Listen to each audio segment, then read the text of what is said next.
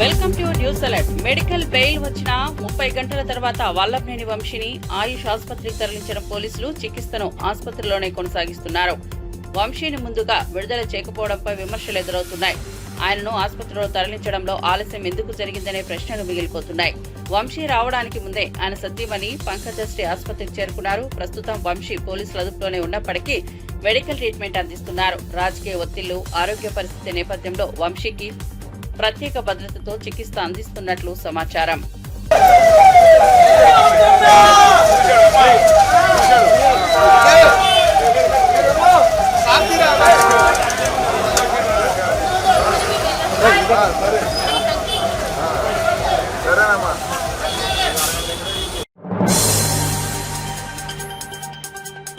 బక్రీద్ పండుగ జరుపుకోవడం మీ ఇష్టం, కానీ పశువుల జోలికి వస్తే కబడ్దారని హెచ్చరించారు ఎమ్మెల్యే రాజాసింగ్. ఒక్క ఆవు, ఎద్దు, దూడను కోసినా ఊరుకునే ప్రసక్తే లేదన్నారు. బక్రీద్ రోజున గోవధ జరిగితే లాండ్ ఆర్డర్ సమస్య వస్తే మేమే బాధ్యులం కాదని స్పష్టం చేశారు. రాష్ట్రానికి సీఎం రాజు లాంటి వ్యక్తి కావడంతో గోమాతను రక్షించే బాధ్యత ప్రభుత్వంపై ఉందన్నారు. సీఎం రేవంత్ రెడ్డి కూడా గోమాత ప్రేమికులే కావడంతో బక్రీద్ నాడు గోవధ జరగకుండా చర్యలు తీసుకోవాలని విజ్ఞప్తి చేశారు. గోవధపై ప్రజలు అప్రమత్తంగా ఉండాలని పిలుపునిచ్చారు. ముఖ్యమంత్రి గారికి, డీజీపీ గారికి అడుగుతున్నా, sir law and order disturb కావద్దు అంటే ఈ 7th జూన్ నాడు ఒక్క ఆవు, ఒక్క ఎద్దు, ఒక్క దూడ కూడా కట్ కావద్దు. బక్రీద్ మీరు ఏ విధంగా జరుపుకోండి, కానీ మా ఆవులని ఎవరు చంపకూడదు. అది చూసే బాధ్యత ముఖ్యమంత్రి గారికి, డీజీపీ గారికి ఉన్నది. ముఖ్యమంత్రి గారు నాకు యాద ఉంది, మీరు కూడా ఒక గౌ సేవకుడు. ఎలక్షన్ సమయంలో మీరు కూడా గౌ పూజన చేస్తున్నారు. కనీసం ఏ పంతులతోని మీరు పూజ చేపించుకున్నారు కదా, ఆ పంతులకి అడగండి. ఈ తెలంగాణకి రాజు మీరు. ఇక్కడ తెలంగాణలో ఎక్కడైనా అపవిత్రమైన ఏదో జరిగితే ఆ పాపం మీకే తగ్గుతుంది. అది మీరు కొద్దిగా తెలుసుకోండి. అందుకోసం ప్రత్యేకంగా మా ముఖ్యమంత్రి గారికి, డీజీపీ గారికి రిక్వెస్ట్ చేస్తున్నా, లా అండ్ ఆర్డర్ డిస్టర్బ్ కావద్దంటే మీ డిస్టిక్గా ప్రతి ఒక్క చెక్ పోస్ట్లో మంచి ఆఫీసర్లు పెట్టి ఒక ఆవు, ఒక దూడ, ఒక ఎద్దు కూడా సిటీలో ఎంటర్ కావద్దు. అది మీరు చూడాలి. అదేవిధంగా ఎన్నో ఆవులు, ఎన్నో ఎద్దులు, ఎన్నో దూడలు సిటీలో ఆల్రెడీ ఎంటర్ అయిపోయింది. ఓపెన్గా ఓల్డ్ సిటీలో, న్యూ సిటీలో, అక్కడిక్కడ ప్రతి ఒక్క జిల్లాలో రోడ్డు పైన పెట్టి అమ్ముతున్నారు. అక్కడ మీరు పోయి వెటనరీ డాక్టర్కి తీసుకొని పోయి చెక్ చేయండి. మంచి ఎద్దులు కనబడితే దానికి సీజ్ చేయండి. తీసుకొని వచ్చే వాళ్ళపైన మీరు యాక్షన్ తీసుకోవాలని నేను ముఖ్యమంత్రి గారికి మరీ డీజీపీ గారికి మరీ రిక్వెస్ట్ చేస్తున్నాను. బీజేపీ డేట్ ఆఫ్ బర్త్ కు కాంగ్రెస్ పార్టీకి 100 ఏళ్ల తేడా ఉందని జగ్గారెడ్డి ఎద్దేవా చేశారు. జవహర్లాల్ నెహ్రూ, ఇందిరాగాంధీ స్వాతంత్ర్యం ముందు నుంచే దేశానికి సేవలందించారని గుర్తు చేశారు. ప్రధాని మోదీ, కిషన్ రెడ్డి, బండి సంజయ్, రఘునందన్ రావు లాంటి వారు స్వాతంత్ర్యం తర్వాత పుట్టిన వాళ్లు కావడంతో వారికి కాంగ్రెస్ చరిత్ర తెలియదన్నారు. అందుకే నోటికొచ్చినట్లు మాట్లాడుతున్నారని మండిపడ్డారు. కిషన్ రెడ్డి వేసిన మొటిక్కాయలకు రఘునందన్ మైండ్ బ్లాక్ అయిందని వ్యాఖ్యానించారు. రాహుల్ గాంధీపై విమర్శలు చేయడం ద్వారా రఘునందన్ తన రాజకీయ ఉనికిని కాపాడుకోవాలని చూస్తున్నారని జగ్గారెడ్డి ఆరోపించారు. ఆ మొట్టికాయలకు మధ్య భ్రమించినట్టుంది రఘునందన్కి. కిషన్ రెడ్డి మొట్టికాయలకి రఘునందన్ మైండ్ బ్లాక్ అయినట్టు వాళ్ళతో కూడా. ఓకే, ఇదంతా మామూలంతో రాజకీయాలలో, కానీ ఒకసారి చరిత్రలో పోతున్నా. దయచేసి మీడియా సోదరులందరూ ఇది కొంత కవర్ చేయండి. చాలా ఇంపార్టెంట్ మ్యాటర్. స్వాతంత్రం రాకముందు ఇండిపెండెన్స్ బిఫోర్ నుంచి మొదలు పెడుతున్నా, అంకెలతో సహా చెప్తున్నా.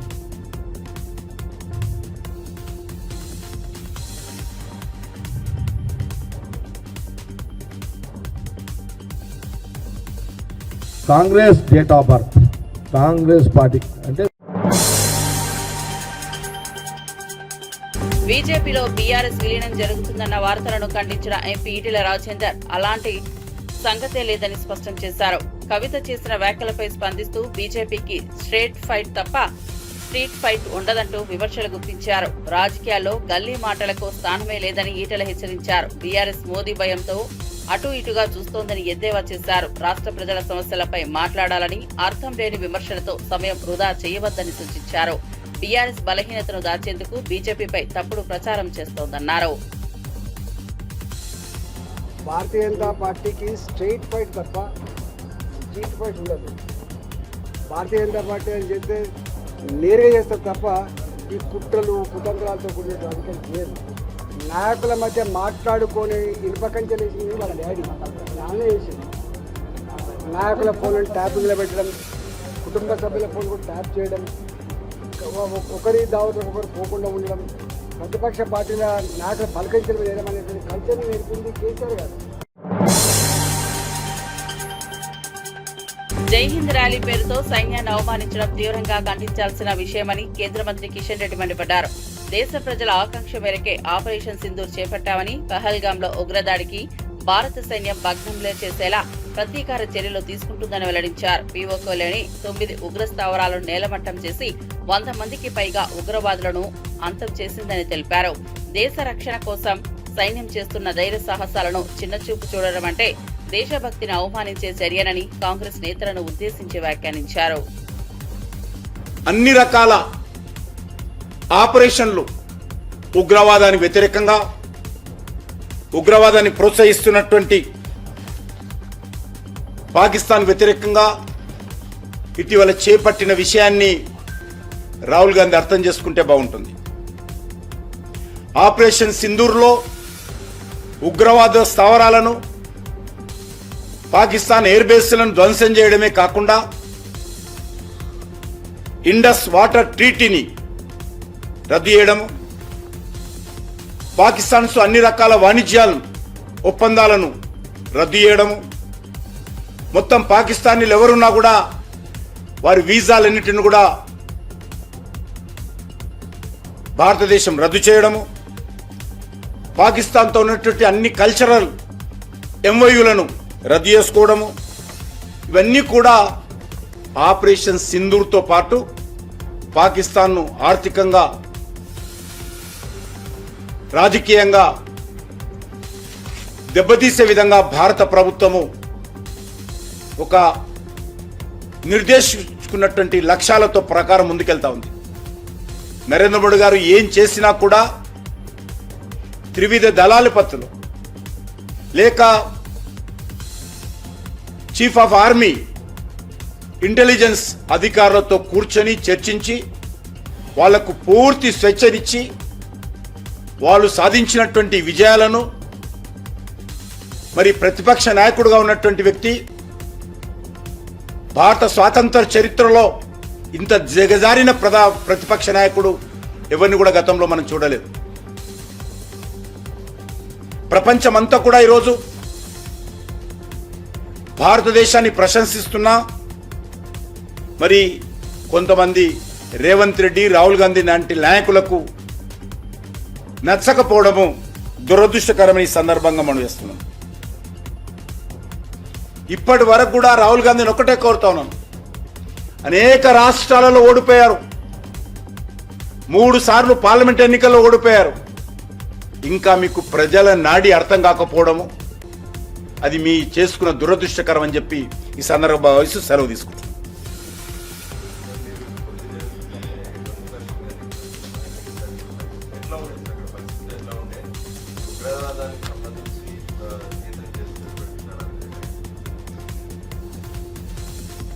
గతంలో నేను ఇంతకుముందు కూడా చెప్పాను, ఎమ్మెల్సీ కవిత బీజేపీపై తీవ్రంగా మండిపడ్డారు. మావోయిస్టులు నంబాల మృతదేహాన్ని కుటుంబ సభ్యులకు అప్పగించకుండా కేంద్రం మానవత్వాన్ని విస్మరించిందని విమర్శించారు. ఏ కుట్ర చేసినా మృతుని శరీరాన్ని కుటుంబానికి అప్పగించకుండా ఉండటం అమానుషమని అన్నారు. మావోయిస్టుల విషయంలో కనీసం మానవత్వం లేకుండా వ్యవహరించడం తీవ్ర ఆగ్రహం వ్యక్తం చేశారు. రాజ్యాంగ విలువలకు విరుద్ధంగా బీజేపీ ప్రభుత్వం వ్యవహరిస్తోందని వ్యాఖ్యానించారు. మానవత్వం అనే పదానికి తుగ్లక్ పాలనలో అర్థమే లేదని ఎద్దేవా చేశారు. వారి యొక్క భావజాలాన్ని వ్యాప్తి చేయడంలో, స్థానికంగా దేశవ్యాప్తంగా ఉన్న అనేక సమస్యలను ఎప్పటికప్పుడు ఎండగట్టడంలో వారు ముందుండేవారు. ఏమాత్రం భయం లేకుండా అద్భుతమైనటువంటి నాలెడ్జ్తోని, వాక్చాతుర్యంతో ఆయన ఎంతో మందిని ప్రభావితం చేయడం జరిగింది. మరి మునీర్ గారి కుటుంబ సభ్యులకు నేను ప్రగాఢంగా నా యొక్క సంతాపాన్ని, సానుభూతిని తెలియజేస్తా ఉన్నాను. వారికి 3 బిడ్డలు ఉన్నారు, ఒక కొడుకున్నాడు. వారందరితో కూడా నేను మాట్లాడడం జరిగింది. వారందరూ కూడా ఒకటే కోరింది, మా నాన్నగారు చేసినటువంటి కాంట్రిబ్యూషన్ని, తెలంగాణ పట్ల వారు చూపించినటువంటి ప్రేమని ప్రపంచానికి మీరు తెలియజేయండి అని చెప్పి వారు అడగడం జరిగింది. నిజంగా కూడా మునీర్ గారు చాలా కష్టపడ్డారు తెలంగాణ వాదాన్ని పెంపొందించడంలో. వారికి నేను ఘనంగా నివాళులు అర్పిస్తూ ఉన్నాను. మరి వారు ఏవైతే విప్లవోద్యమాల గురించి పదే మాట్లాడినరో, ఇవాళ మీరు దేశవ్యాప్తంగా ఉన్న పరిస్థితి చూసుకుంటే భారతీయ జనతా పార్టీ ఆపరేషన్ కగార్ పేరుతోని మరి చేస్తున్నటువంటి దుశ్చర్యలను మనం చూస్తూ ఉన్నాం. మరి మావోయిస్ట్ పార్టీ జనరల్ సెక్రటరీ గారు నంబాల కేశవరావు గారు వారు ఎన్కౌంటర్లో మృతి చెందితే కనీస మానవత్వం చూపించి అంతిమ సంస్కారం కోసం దేహాన్ని ఇచ్చేటటువంటి సంస్కారం కూడా లేనటువంటి పార్టీ భారతీయ జనతా పార్టీ. ఈ వైఖరిని మేము చాలా తీవ్రంగా ఖండిస్తున్నాం. ఆపరేషన్ కగార్ ఆపాలని పదే కోరినా కూడా స్పందించకుండా మారణకాండ విధ్వంసకాండ కొనసాగించడం ఇంకొక వైపు అయితే, కనీసం మానవత్వంతో చనిపోయినటువంటి శవాలను కూడా మావోయిస్ట్ పార్టీ సభ్యులు వారి కుటుంబాలకు ఇవ్వకపోవడం అన్నది నిజంగా దారుణం. ఇది కుటుంబాలన్నీ కూడా బాధపడేటటువంటి సందర్భం. ఈ వైఖరిని మేము తీవ్రంగా ఖండిస్తున్నాం.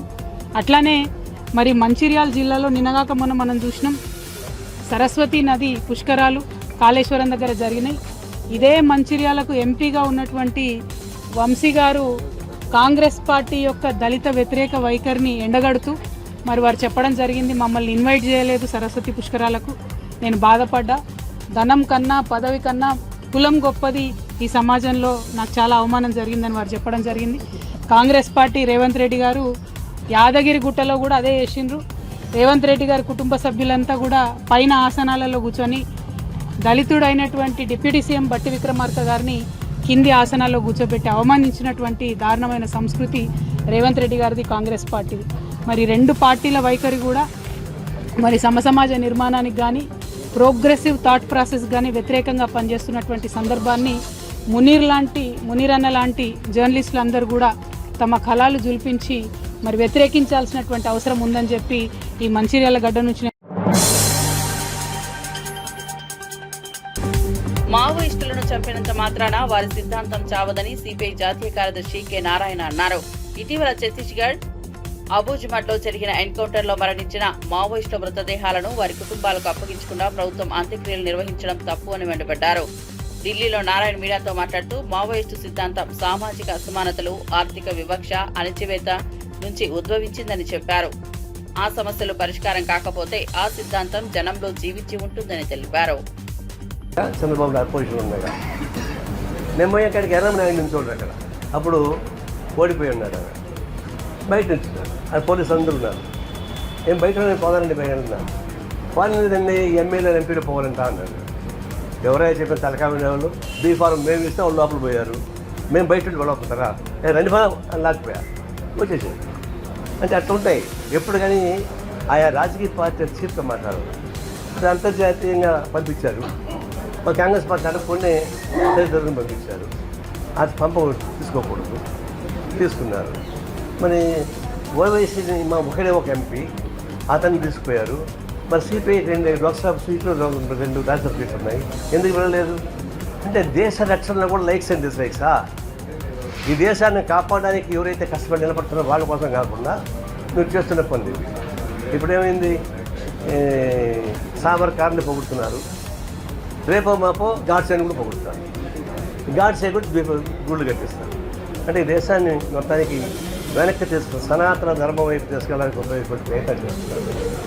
దేశం ఒకవైపు మండిపోతుంటే అందరిని కలుపుకొని డెమోక్రటిక్ ఫోర్స్ కలుపుకొని దేశాన్ని ఐక్యపరచడానికి ఉపయోగపడేది కాకుండా చీల్చి ముక్కలు చేసి నేను ఎప్పుడైతే ఉండాలని నేను ఒకటే గెలవాలని చెప్పేసి ఒక సంకుచిత వైఖరి వల్ల దేశ సమగ్రతకు, సమైక్యతకు, రాజ్యాంగానికి ప్రమాదం నుంచి వస్తుంటే ప్రమాదం మనం ఎన్నుకున్న ప్రభుత్వం నుంచి వస్తున్న పాయింట్ కానే కాదు.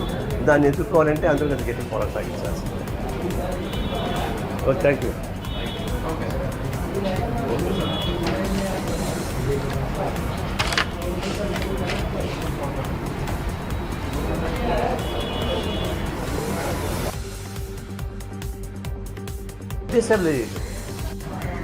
అందువల్ల కాంగ్రెస్ పార్టీ ఓడిపోయింది. అప్పుడు సో ఎట్లా వరకు కారణం అనుకుంటుంది వేరు.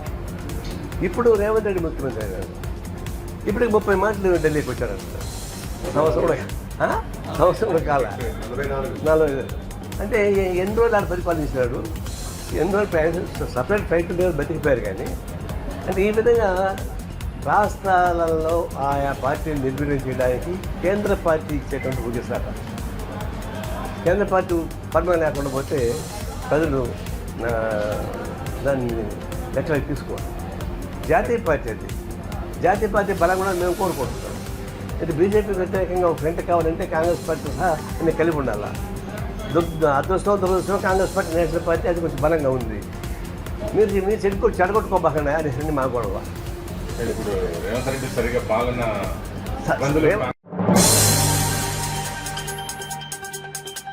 అన్నవరం సత్యదేవుని కళ్యాణోత్సవాల్లో తన భార్యపై అసభ్యంగా ప్రవర్తించారని ఏఈఓ కొండలరావుపై ఫిర్యాదు చేసిన కామేశ్వర శాస్త్రి ఆరోపణలు కలకలం రేపుతున్నాయి.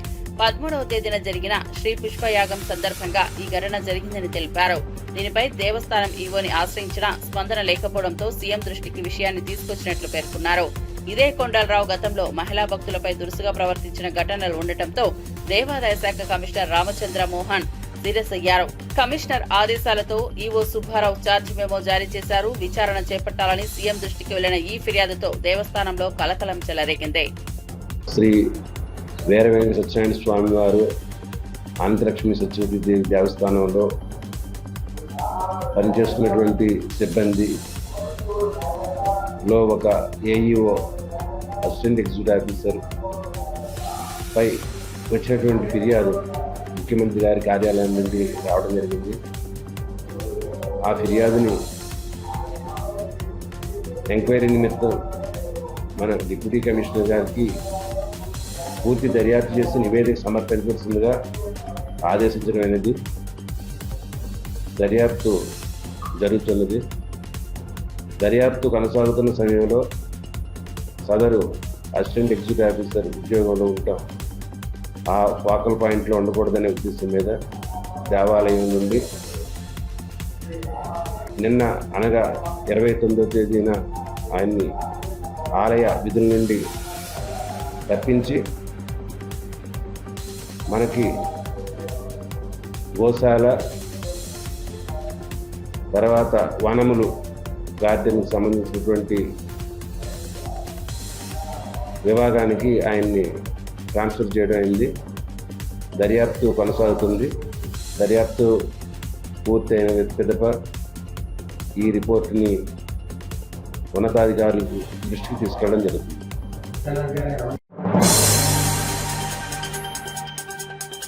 బోరబండలో కాంగ్రెస్ నాయకుల వేధింపులతో బీఆర్ఎస్ మైనార్టీ సెల్ అధ్యక్షుడు సర్దార్ ఆత్మహత్య చేసుకోవడం బాధాకరమని కూకట్పల్లి ఎమ్మెల్యే మాధవరం కృష్ణారావు అన్నారు. కాంగ్రెస్ పార్టీ ఈ ఘటనకు బాధ్యత వహించాలని డిమాండ్ చేశారు. 10 సంవత్సరాలు బీఆర్ఎస్ లో ఉన్న తర్వాత కాంగ్రెస్ లో చేరిన కార్పొరేటర్ అరాచకాలను పీసీసీ అధ్యక్షుడు గమనించాలని హితవు పలికారు. ఫతేనగర్ బ్రిడ్జి నిర్మాణం కాంగ్రెస్ ప్రభుత్వ హీనత వల్లే ప్రమాదాలు జరుగుతున్నాయని, స్పందించకపోతే బ్రిడ్జిపై ధర్నా చేపడతామన్నారు. చిన్న మధ్యతరగతి వారి ఇళ్లపై దాడులు అభివృద్ధికి వ్యతిరేకమని మండిపడ్డారు. కాంగ్రెస్ జరిగినటువంటి బోడబండలో జరిగినటువంటి ఒక మైనార్టీ టీఆర్ఎస్ పార్టీ అధ్యక్షులు మైనార్టీ అధ్యక్షులు నిరుపేద బిడ్డ 50 గజాలలో ఇల్లు కట్టుకుంటూ ఉంటే కాంగ్రెస్ సంబంధించినటువంటి వాళ్ళు, విచిత్రం ఏంటంటే పాత కాంగ్రెస్ సంబంధించినటువంటి వాళ్ళు ఎవరు కూడా ఈ రకంగా చేయట్లేదు.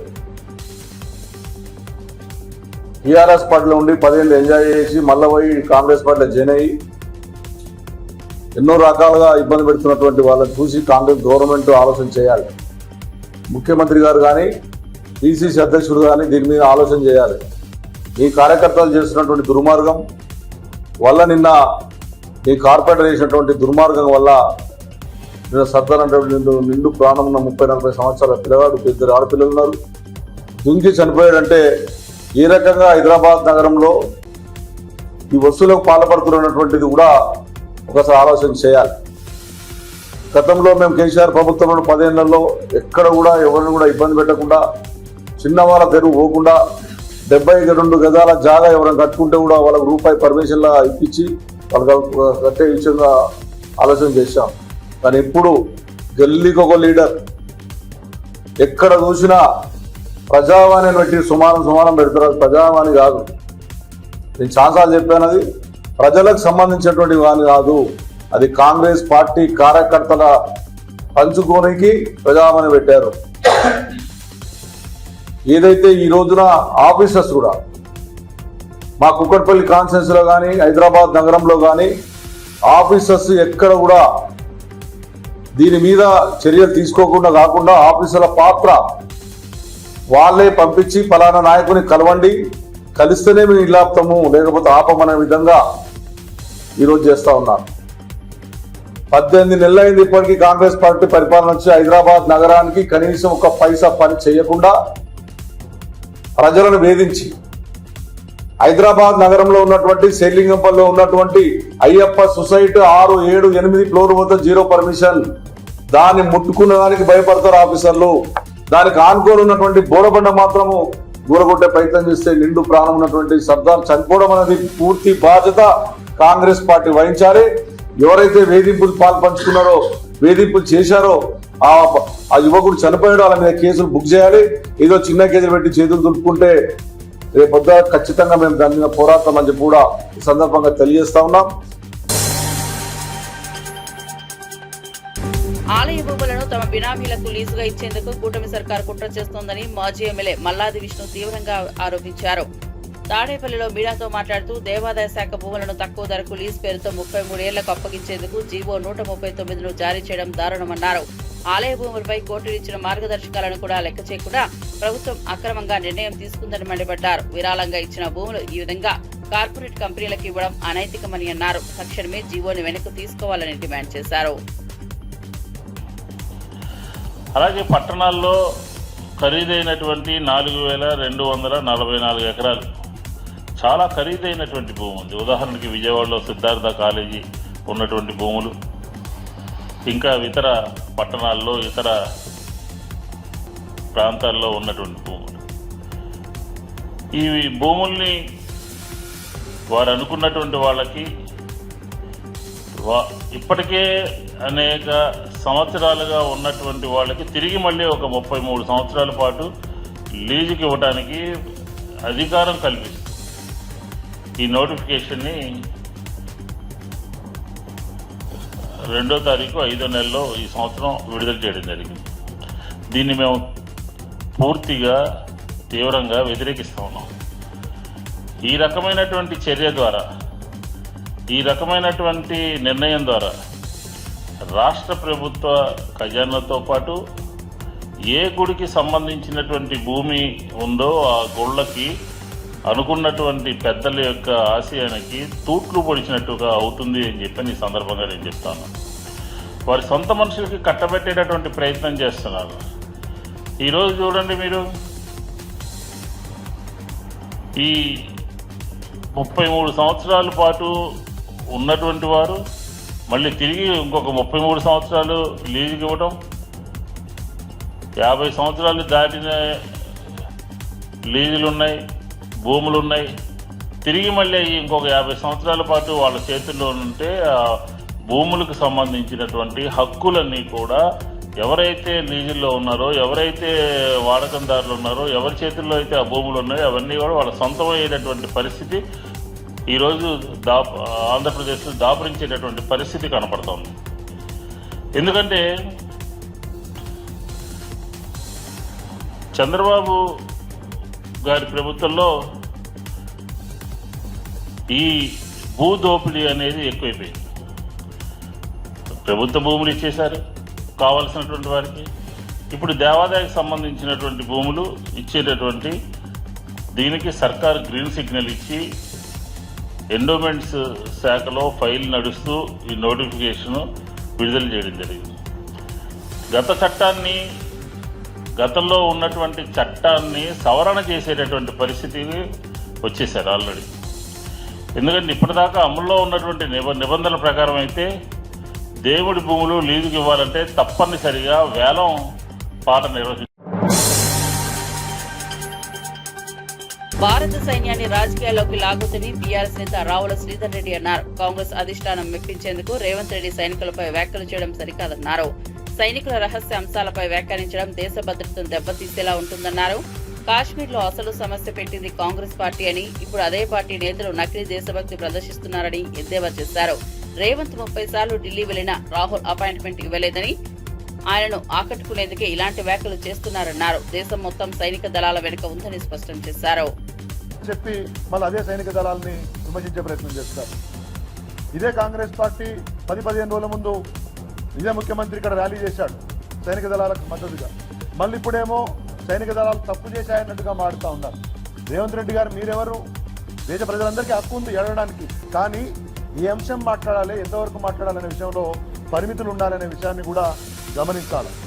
ఇవాళ రాహుల్ గాంధీ గారు ప్రధానమంత్రి అయి ఉంటే పాక్ ఆక్రమిత కాశ్మీర్ మనకు వెనక్కి వచ్చేది, మనం గెలిచే వాళ్ళము అని సైనిక దళాల యొక్క శక్తి సామర్థ్యాలని శంకించే విధంగా, కించపరిచే విధంగా మాడుతూ ఉన్నారు.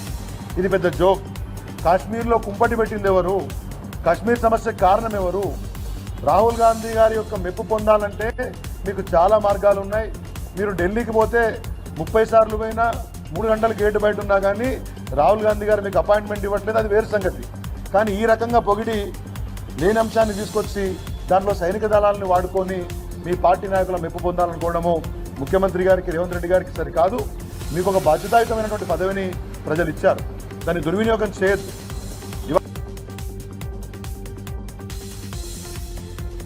ఎక్కడికో పోయింది. రాహుల్ గాంధీ ప్రధానమంత్రి కావాలన్నా, మోడీ గొప్పగా పనిచేసిండా, ఇదా మనకు కావాల్సింది?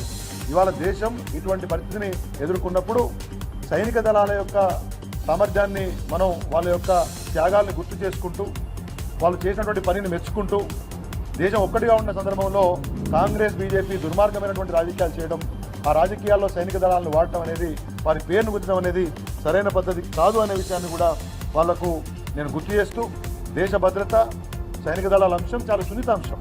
మాట్లాడేటప్పుడు బాధ్యతగా ఉండాలి. ఇటువంటి స్టేట్మెంట్స్ ఏదైతే ముఖ్యమంత్రి గారు ఇస్తున్నారో, ఇలా కాంగ్రెస్ పార్టీ ఎటువంటి నాయకులను తయారు చేసి దేశం మీద రోజుతుందో, ఎటువంటి బాధ్యతారహితంగా ఉంటుందో మరి వాళ్ళ ప్రజలు గమనించాలని కోరుతూ, ఇటువంటి యొక్క వ్యాఖ్యలు భవిష్యత్తులో పునరావృతం కాకుండా కాంగ్రెస్ నాయకత్వం చూసుకోవాలి. ఈ తరహా విధానాన్ని బీఆర్ఎస్ పార్టీ తీవ్రంగా ఖండిస్తుందని కూడా మీ ద్వారా తెలియజేస్తా ఉన్నాను. ఏమండి, అదే చెప్తున్నా కదా నేను. ఇప్పుడు కాంగ్రెస్ పార్టీ ఎవరిని అడుగుతుందో నాకు కూడా అర్థం కాలేదు. బేసికలీ ఒకవైపు పాక్ లీడర్లు కానీ, పాక్ ఆర్మీ కానీ, లేకపోతే ఒక వెస్టెడ్ ఇంట్రెస్ట్ నుండి భారతదేశానికి వ్యతిరేకంగా ఉండే మీడియా అడిగేటటువంటి క్వశ్చన్లు రేవంత్ రెడ్డి మాట్లాడడం అనేది నాకు నిజంగా ఆశ్చర్యం వేసింది. ఎన్ని రాఫెల్ జెట్లు, ఇది ఏం మాట అంటే భారత వాయు సైన్యం యొక్క లేకపోతే ఆర్మీ యొక్క శక్తి సామర్థ్యాలు మీరు శంకిస్తారా? అది కాంగ్రెస్ పార్టీ సమాధానం చెప్పాలి. రాహుల్ గాంధీ ప్రాపకం కోసము ఎంత నీచానికైనా నేను దిగజారుతాను, మాట్లాడతానంటే సరైన పద్ధతి కాదనే విషయాన్ని కూడా రేవంత్ రెడ్డి తెలియజేస్తాను.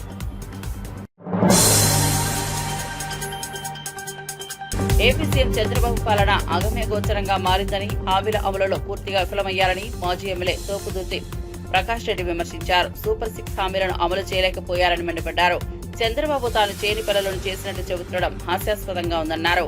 ఎన్టీఆర్ ఏఐ వీడియోపై కూడా ఆయన విరుచుకుపడ్డారు. మహానాడుకు ఎన్టీఆర్ కుటుంబ సభ్యులు హాజరు కాకపోవడం అనుమానాలకు తావిస్తోందని అన్నారు.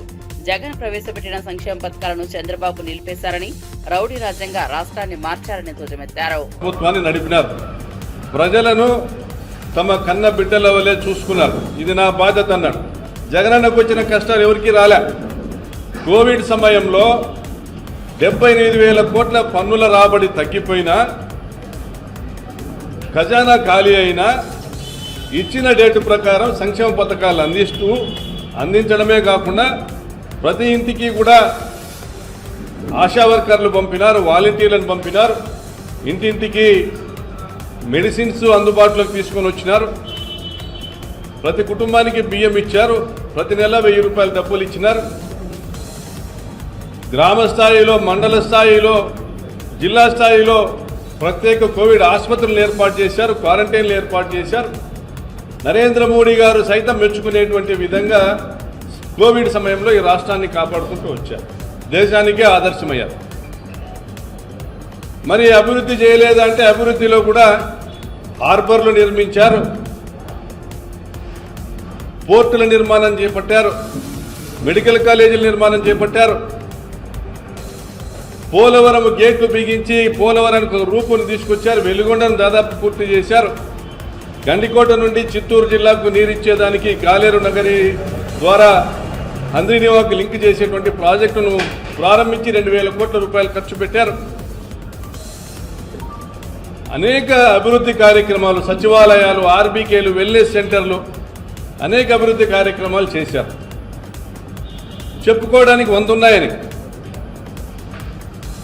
జగన్ గారు చెప్పుకోవడానికి 100 ఉన్నాయి. మరి ఈ 1 సంవత్సర కాలంలో ఏం చేశారు మీరు చంద్రబాబు నాయుడు గారు? చెప్పుకోవడానికి ఏమున్నాయి? చెవులో పూలు పెట్టడం తప్ప నిన్న మీరు ఏం చేశారు? మీరు లోకేష్ బాబు గారు నిన్న తగ్గేదేలే అంటే అన్నాడు. తగ్గేదేలే అంటే మా గొంతు మేము కోసుకోవడంలో మేము తగ్గేదే లేదన్నట్టు కనపడతా ఉంది. సంవత్సరంలోనే తెలుగుదేశం పార్టీ పరిస్థితి ఆగమ్యగోచరంగా ఉంది. అక్కడికి వచ్చినటువంటి కార్యకర్తలే 170% మంది వాళ్ళ ఎమ్మెల్యేల మీద విరుచుకుపడుతున్నారు. ఒక సర్వేలో తేలింది 170% మంది మహానాడుకు వచ్చినటువంటి టీడీపీ కార్యకర్తలు వారి ఎమ్మెల్యేల మీద విరుచుకుపడతా ఉన్నారు. మరి ఈయన సూపర్ 6 అమలు చేయలే, అప్పుడే 6 శాసనాలు అంటున్నారు. ఇప్పుడు రాష్ట్రానికి రాసిన మరణ శాసనం చూస్తున్నాం, సూపర్ 6 అమలు చేయలేదు, కానీ నేను అన్ని అమలు చేశానని చెప్తాడు చంద్రబాబు నాయుడు. మరి ఆయనకు ఆల్జిమర్స్ పీక్స్కి వెళ్ళిందా? మరి ఆయన పరిస్థితి ఏంటో లోకేష్ బాబు మరి కుర్చీని లాక్కునేటువంటి టైం వచ్చిందా?